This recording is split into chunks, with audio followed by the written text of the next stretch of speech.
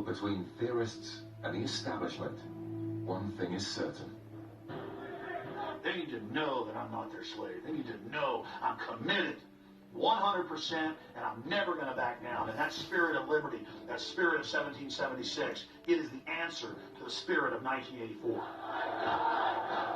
These are worldviews that are so strongly implanted, in which those who believe in them are so heavily invested that it becomes virtually impossible to sway them. They see themselves as part of the forces of virtue, and therefore anyone who challenges them must, by definition, be consorting with the enemy. Those who challenge the conspiracy theorists often find themselves under fire.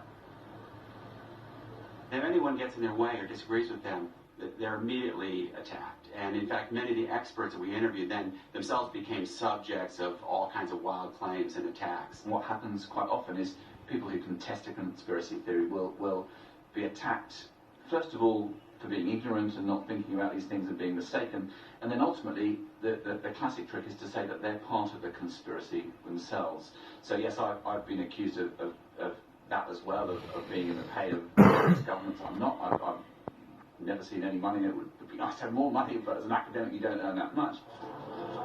Sometimes so much is at stake, so much has been lost. The idea that you might be wrong is unthinkable. Can you imagine that Princess Diana told him this was going to happen, and it did in fact happen the way she said, and he lost his son as a result of it? Can you imagine he would ever leave it alone? No. Patrick Lehman says hardcore believers find ways of integrating new and even contradictory information into their existing beliefs. Some conspiracies are a little bit like viruses that mutate to change in light of different bits of evidence. You stick with the original conspiracy, you're sure that's true, and you adapt everything to fit with that. So, in the face of such unshakable beliefs, how do you uncover the truth?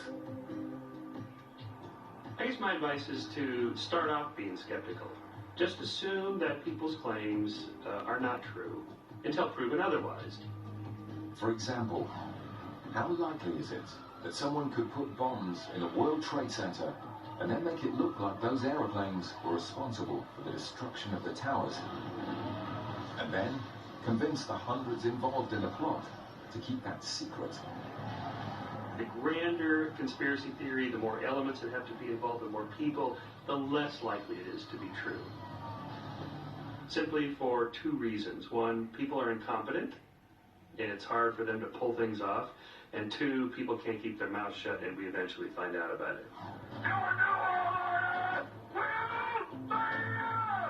I'm worried about the corrosive effect these theories have on trust.